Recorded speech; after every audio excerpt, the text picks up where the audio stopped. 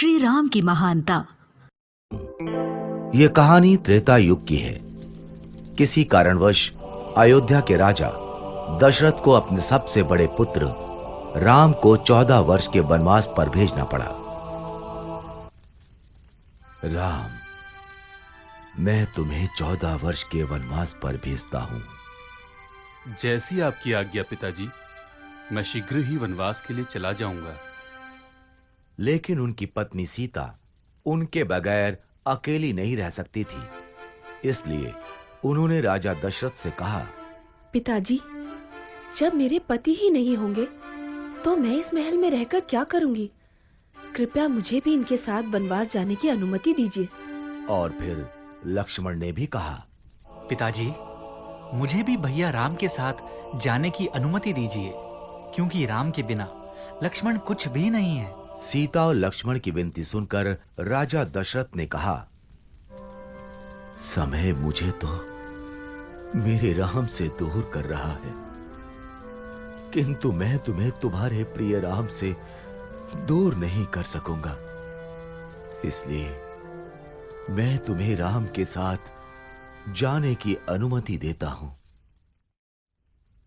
कुछ दिनों पश्चात राजा दशरथ से अनुमति पाकर राम, सीता और लक्ष्मण के साथ वनवास के लिए चले गए। वो तीनों वन में कुटिया बनाकर रहने लगे। सब कुछ सही चल रहा था। फिर एक दिन शूर्पणखा नाम की राक्षसी वहां से गुजर रही थी। तभी उसने राम और लक्ष्मण को देखा और सोचने लगी, ये दोनों तो अत्यधिक सुंदर हैं और बहुत बलशाली भी ज्ञात होते हैं। मैं इनमें से ही किसी एक से विवाह करूंगी।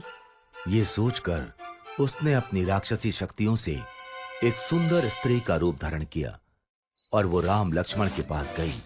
पहले वो राम के पास गई और बोली, हे तेजस्वी युवक, मैं आपके रूप और सौंदर्य से बहुत प्रभावित हूँ और आपसे विवाह करना चाहती हूँ। किंतु मेरा विवाह तो हो चुका है और मेरी पत्नी भी मेरे साथ है। तुम विवाह का प्रस्ताव मेरे अनुज लक्ष्मण के पास ले जा सकती हो।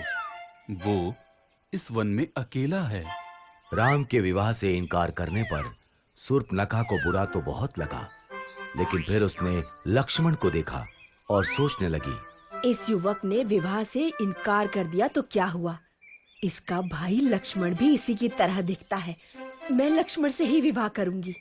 ये सोचकर वो लक्ष्मण के पास गई। हे तेजस्वी युवक, मैं आपके सौंदर्य से बहुत प्रभावित हूँ और आपसे विवाह करना चाहती हूँ। मेरा विवाह हो चुका है, इसलिए मैं तुमसे विवाह नहीं कर सकता। किंतु आप इस वन में अकेले हैं और आपको मुझ जैसी सुंदर स्त्री से विवाह करने से इनकार नहीं करना चाहिए। किंतु मैं तुमसे विवाह नहीं करना चाहता। क्यों? क्या आपको मेरा रूप पसंद नहीं आया? ऐसा रूप देखकर तो देवराज इंद्र का भी मन पिघल जाए, तो आपका मन कैसे नहीं पिघला? शूर्पणखा की चिकनी चुपड़ी बातें सुनकर लक्ष्मण को क्रोध आ गया और उसने शूर्पणखा के नाक कान काट दिए। नाक कान कटते ही शूर्पणखा अपने राक्षसी रूप में आ गई।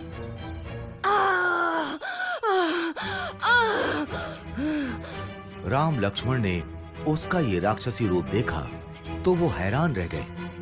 भैया, ये तो एक राक्षसी है। मैं अभी इसका वध कर देता हूँ। नहीं लक्ष्मण, इसे जाने दो।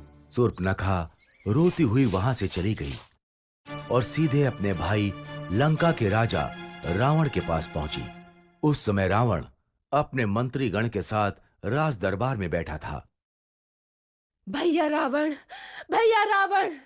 देखिए आपकी बहन शूर्पणखा के साथ क्या हुआ। शूर्पणखा, तुम्हारा यह हाल किसने किया?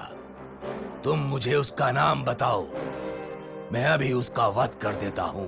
भैया, वन में दो भाई राम और लक्ष्मण रहते हैं। उन्हीं में से एक ने मेरे कान और नाक काटे हैं।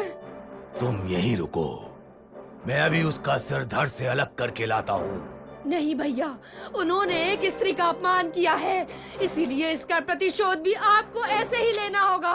क्या मतलब?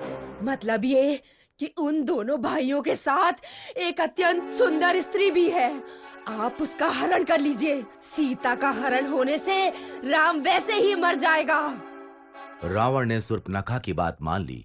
वो एक मायावी राक्षस मारीच के पास गया और बोला, मारीच, मुझे तुम्हारी आवश्यकता है। आज्ञा कीजिए लंकेश। मैं राम की पत्नी सीता का हरण करना चाहता हूँ। इसमें मुझे तुम्हारी सहायता चाहिए। किंतु मैंने सुना है राम बहुत वीर है। अगर उन्हें ज्ञात हुआ कि मैंने उनकी पत्नी को हरने में आपकी सहायता की है तो वो मेरा वध कर देंगे। और अगर तुमने मेरी सहायता करने से मना किया तो मैं अभी यहीं तुम्हारा वध कर दूंगा। मारीच समझ गया कि उसके पास अब कोई मार्ग शेष नहीं बचा है और उसे रावण की सहायता करनी ही पड़ेगी। वो दोनों वन पहुंचे। वहां रावण की तरकीब के अनुसार मारीच ने एक सोने के हिरण का रूप बनाया और वो राम की कुटिया के आसपास टहलने लगा। जल्द ही सीता की नजर उस पर पड़ी। स्वामी, मुझे वो सोने का हिरण चाहिए। ठीक है, मैं अभी उसे तुम्हारे लिए लेकर आता हूँ। ये कहकर राम अपने धनुष बाण के साथ उस हिरण की तरफ चल दिए। भागते भागते बहुत देर हो गई, लेकिन वो हिरण राम के हाथ नहीं आ रहा था। आखिरकार राम ने धनुष पर बाण चढ़ाया और हिरण की तरफ छोड़ दिया। बाण हिरण को जा लगा। बाण लगते ही मारीच अपने असली रूप में आ गया और आवाज बदलकर राम की आवाज में कराहता हुआ चीखने लगा, सीते, लक्ष्मण! लक्ष्मण, लगता है तुम्हारे भैया किसी संकट में हैं। तुम जल्दी जाओ। लक्ष्मण जानते थे कि ये राक्षसों की चाल है, लेकिन वो सीता को मना नहीं कर सकते थे। इसलिए उन्होंने कुटिया के बाहर बाण से लक्ष्मण रेखा बनाई और सीता से बोले, माता जो भी हो, आप इस लक्ष्मण रेखा से बाहर मत आना। और वो आवाज की दिशा की तरफ चल दिए। लक्ष्मण के जाते ही रावण वहां आया और तपस्वी का रूप धारण कर सीता की कुटिया पर पहुंचा।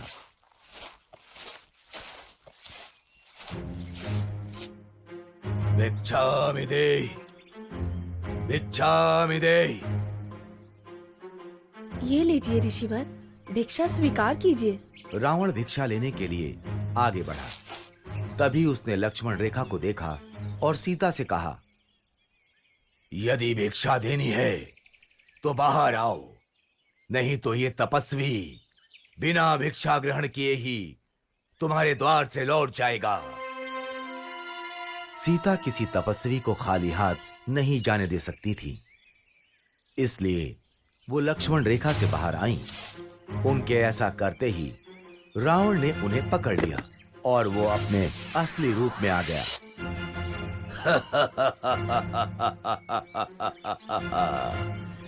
मैं कोई तपस्वी नहीं, मैं लंका का राजा रावण हूं। और रावण सीता का हरण कर उन्हें लंका ले गया। जब राम और लक्ष्मण को सीता के हरण का पता चला तो उन्होंने सीता की खोज आरंभ कर दी। खोज करते करते उनकी मित्रता हनुमान, सुग्रीव, जामवंत और विभीषण जैसे महान और वीर योद्धाओं से हुई। और जब उन्हें यह ज्ञात हुआ कि रावण सीता का हरण कर उन्हें लंका ले गया है, तो उन्होंने वानर सेना के साथ लंका पर चढ़ाई कर दी। पहले राम ने कुंभकर्ण को मारा, फिर लक्ष्मण ने मेघनाद का भी वध कर दिया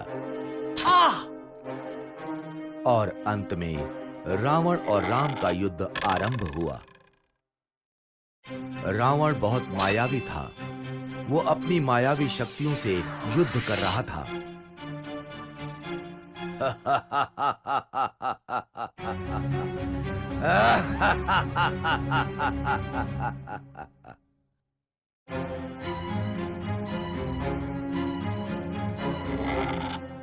राम के तीर उसे कुछ क्षति नहीं पहुंचा पा रहे थे।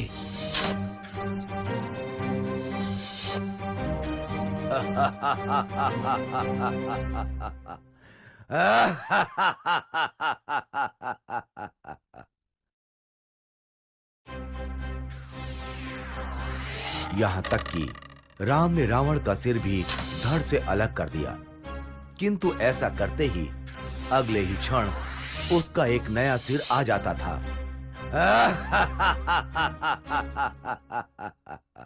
ये रावण मरता क्यों नहीं? तभी विभीषण वहां आए और उन्होंने राम से कहा, प्रभु, आप रावण की नाभि पर वार कीजिए, तभी रावण का वध होगा। राम समझ गए और उन्होंने धनुष पर बाण चढ़ाकर रावण की तरफ छोड़ दिया। बाण रावण की नाभि पर जा लगा और रावण कराहते हुए धरती पर जा गिरा।